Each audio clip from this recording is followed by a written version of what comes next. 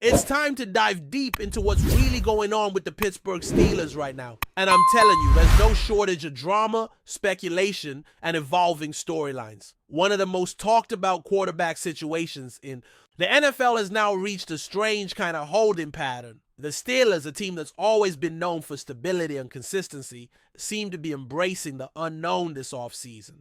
And it all starts with one player, an experienced, highly respected quarterback who still hasn't signed with the team despite ongoing discussions and the sense that a reunion is not just possible, but likely. The twist?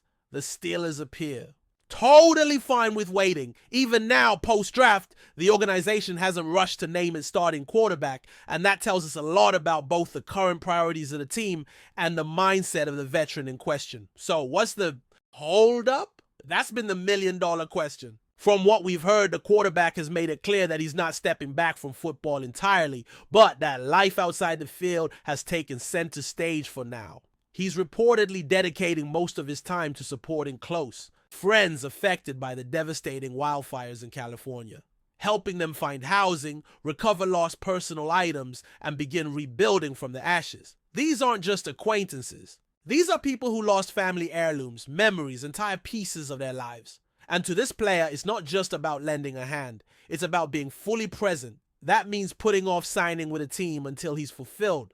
His commitment to those around him. For a guy with more than 2 decades of experience and a Super Bowl pedigree, it's not about skipping workouts or avoiding the grind. It's about priorities. And right now, his priorities are far from the gridiron. And you know what? It makes sense. He's 41. He's done just about everything you can do in this league. He's played under the brightest lights, taken brutal hits, led comebacks, made memories. And after all that, he's earned the right to take a different approach. He's earned the right to step back and say, I'll be there when it really counts. Because let's be honest, the early phases of the offseason program are not where seasons are won or lost.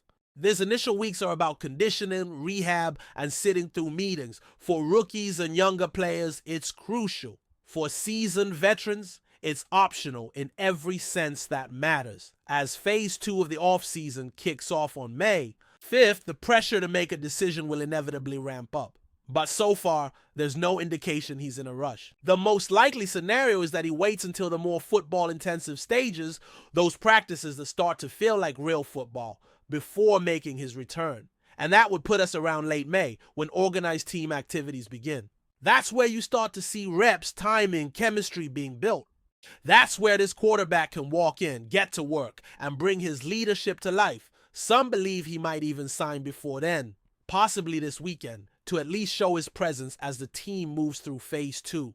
That way, he can start throwing with teammates, begin forming that rhythm again, even if it's not at full speed or with pads. It's a low-pressure way to start reintegrating into the system. But if that doesn't happen, then phase 3, beginning on May 27th, becomes the most likely window. That's when actual on-field work gets going. And while it still won't involve pads or contact, it's the first time the team starts to resemble what it'll look like in the fall. There's another layer here that's hard to ignore, the effect of this prolonged uncertainty on the locker room. Players, especially those fighting for spots or building cohesion, want clarity. They want to know who their leader is going to be. And as much as the Steelers are saying all the right things publicly, there's only so long you can go without a defined direction. That's where the whispers start to grow louder. People start asking whether this is really worth the wait. One former player recently said that there has to be a deadline set. Not necessarily a public one, but internally. The team needs to decide when enough is enough. Because learning the playbook, connecting with receivers, understanding the coaching staff's vision, it all takes time. Even for a veteran. Even for someone who knows how to pick things up fast. And if the team waits until training camp at the end of July, they risk falling behind. Worse yet, they risk dividing the locker room. There's only so much goodwill and benefit of the doubt even a veteran star can get before questions begin to surface. There's a natural point for that. Line to be drawn. And that's the mandatory minicamp. That's when attendance becomes non-negotiable. If this quarterback isn't signed by then, it's no longer just about letting him take his time. It becomes a decision point. Do the Steelers stick with a player who hasn't committed to the offseason? Or do they move on and build around someone who's been there putting in the work from the beginning? The coaches, front office, and players will all feel the weight of that choice. Now, let's be fair. The organization has shown nothing but confidence in this veteran. Their actions speak volumes. They didn't use their top picks in the draft to bring in a new quarterback. That alone shows that they expect this player to be in the building eventually. And the front office has consistently pointed to his leadership, his experience, his ability to elevate those around him. They believe he'll sign. They're building as if he's part of the plan, but they're also not blind to the realities of the league. There's a plan B, and from the sound of it, they're comfortable if they have to pivot. If the signing doesn't happen, the team already has another quarterback in mind. Someone who fits the system, who's younger, cheaper, and ready to take the reins. And if it comes to that, the Steelers won't hesitate to make a move. They're not in rebuild mode. This team is trying to win now, and that means they won't let uncertainty at the most important position hold them back. That said, the belief is still strong that this veteran quarterback will sign soon. There's mutual interest, there's familiarity, and despite all the noise, the team still views him as the best chance to win right away. What's interesting, though, is how this entire situation reflects a deeper tension within the organization, a kind of identity crisis that's been brewing since the last days of their previous franchise quarterback. Are the Steelers chasing short-term stability? Or are they ready to finally make a bold move toward the future? Coming up, we'll talk about a very bold take from a former Super Bowl champion. Someone who's not just connected to the franchise, but who believes it's time for Pittsburgh to break the cycle. According to him, it might actually be in the Steelers' best interest to stop trying so hard to win this season.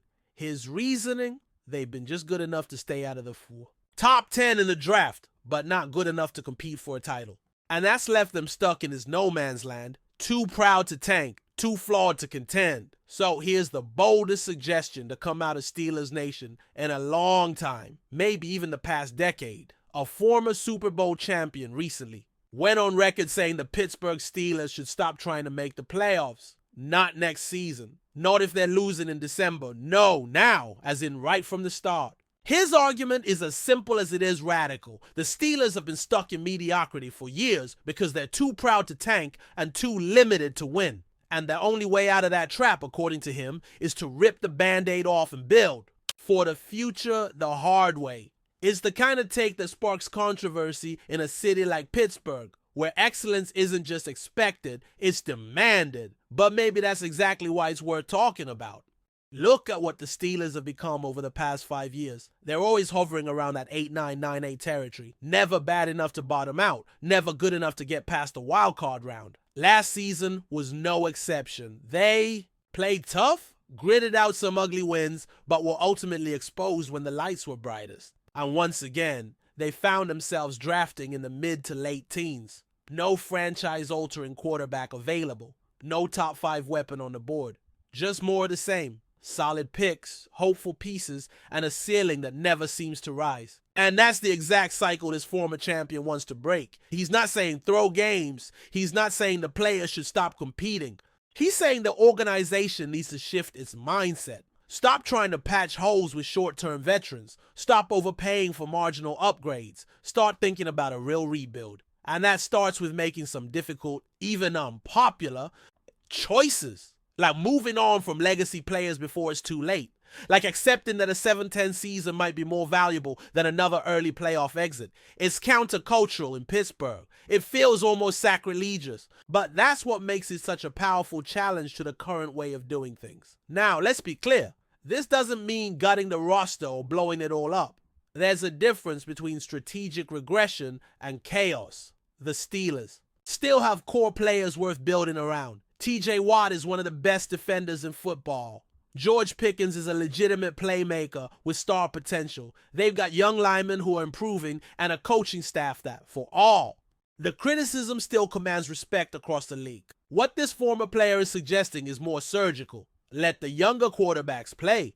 Let the system breathe. Stop chasing 9 wins and start aiming for 24 months from now. And it's not like this model hasn't worked elsewhere. Look at what the Lions did. Or the Texans. They accepted short-term pain for long-term vision. And now they're both considered playoff threats with rosters full of young talent and financial flexibility. Meanwhile, the Steelers continue to operate with one foot in each world. Too conservative to bottom out. Too inconsistent to rise. It's a hard truth, but it's one that more and more fans are starting to accept. Maybe the old model doesn't work anymore. The team's current quarterback uncertainty is a perfect example. Instead of committing to a new era, they're still clinging to the idea that a 41-year-old can be the bridge they need. That if he signs in May or June, everything will fall into place. But will it really? How much upside is left at that stage in a career? And more importantly, how much are you sacrificing in the name of temporary stability? Because if this quarterback plays well enough to get them to 9-8 again, where does that leave them? Drafting 17th, losing in the first round, starting all over again next spring? It's not just about one season anymore. It's about the big picture. And the truth is, Pittsburgh hasn't truly been a contender since the tail end of the Roethlisberger era. And even then, they were held back by defensive inconsistency and playoff collapses. Since then, they've been surviving, not thriving, waiting for something to click, but sometimes waiting only delays the inevitable. And the worst place to be in this league is the middle. That's the message behind the take. That's the warning that too many franchises have ignored for too long. Don't be afraid to take a step back, because staying stuck in neutral can kill you. There's also the reality of the AFC. This is no longer a conference where 9 wins gets you in. Not with Mahomes, Burrow, Allen, Lamar, Herbert, Stroud, and now even Trevor Lawrence growing into his role. If you want to compete, you need a top-tier quarterback, not a temporary fix. A real answer. And you don't get that pick in 16th. You get that by being bad, strategically bad, for just long enough to land a Caleb Williams or a CJ Stroud, or even to trade up and make a real move. The point is, it takes vision, and Pittsburgh, as proud as it is, might need to find the courage to look beyond this year. Of course, none of this happens unless the front office is willing to change its philosophy. The Steelers have long believed in continuity, in loyalty, in doing things the Steeler way. But what if that way no longer works in today's league? What if adaptability is the new tradition? It's a painful question, but one they'll have to ask if this year turns into yet another 8-9 campaign. And maybe that's why the noise is getting louder. Not from the team, but from the voices that know the culture. Voices that have seen what happens when pride gets in the way of progress. Now, there's another piece to this that we haven't discussed yet. Fan patience. Are Pittsburgh fans really willing to accept a down year if it leads to a brighter future? Some are, especially the younger crowd who've grown tired of seeing the same cycle play out. They want a quarterback of the future. They want excitement, risk, energy. But others are more traditional. They want stability. They want Mike Tomlin to keep the streak alive. They see every season as a chance, no matter how slim. And to them, the idea of not trying feels like betrayal. That's the divide this team is navigating right now. Because let's say they do go bold. Let's say they start the younger quarterback, lean into a developmental season, and end up with a 5-12 record. That only works if they nail the next draft. If they identify and acquire the next face of the franchise. If they commit to building a round-out player with weapons, protection, and patience. It's a high-stakes gamble, but staying the course? That might be a gamble too, one that slowly erodes the fan base's belief and the locker room's faith. As of today, the Steelers haven't made a final call. They're keeping doors open. They're still talking with the veteran QB, still evaluating the roster, still trying to balance the future with the present. But if this offseason has revealed anything, it's that the middle ground is no longer enough. Not in this AFC, not in today's NFL. And sooner or later, Pittsburgh will have to pick a lane. Chase one more run with the old guard, or start building something new, something dangerous, something real. But before we dive in, don't forget to subscribe to Steelers Nation Central and hit the like button on this video. Your support helps us keep bringing you the latest updates on the Pittsburgh Steelers. And don't forget to share your thoughts on the news in the comments below. In a move that has caught the attention of NFL fans across the country, the Pittsburgh Steelers have officially confirmed a trade deal with the Dallas Cowboys, bringing offensive lineman Cooper Beebe to the Steel City. The trade, which had been speculated for weeks, is now finalized, and Beebe's addition is expected to bolster an already formidable Steelers offensive line. Cooper Beebe, a standout player from Kansas State, has long been regarded as one of the top offensive linemen in college football. His size, technique, and ability to control the line of scrimmage made him a prime target for several teams in the league, and the Steelers made a decisive move to secure his talents.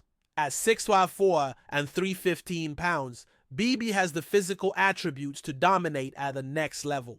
His versatility across various positions along the offensive line provides Pittsburgh with flexibility as they continue to build a stronger offensive unit for the upcoming season. For the Cowboys, the trade represents a shift in focus as they continue to strengthen their roster in other areas. While Beebe's departure is certainly a loss, Dallas is optimistic that the deal will allow them to address other critical needs within their squad.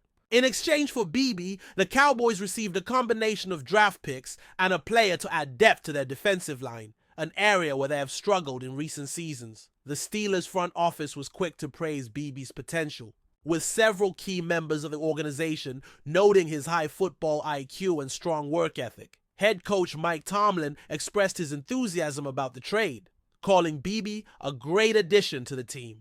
With the Steelers looking to make a deep playoff run, securing a player of Beebe's caliber is seen as a critical move to protect quarterback Kenny Pickett and enhance the overall performance of their offense. Beebe's arrival in Pittsburgh is especially timely as the team works to improve its offensive line, a unit that has faced criticism for inconsistent play in recent seasons. His presence will not only provide stability, but also serve as a mentor for younger linemen as they continue to develop their skills in the NFL. As the 2025 season approaches, the Steelers are looking to continue their legacy of success. And this trade may prove to be a pivotal moment in their quest for another Super Bowl appearance. With the addition of Cooper Beebe, Pittsburgh has made a statement that they are not just hoping to compete, they are committed to winning. That's it for this update. If you enjoyed the video and want to keep receiving exclusive news about the Pittsburgh Steelers, make sure to subscribe to Steelers Nation Central and give this video a like. We always look forward to hearing your comments and opinions. See you in the next video.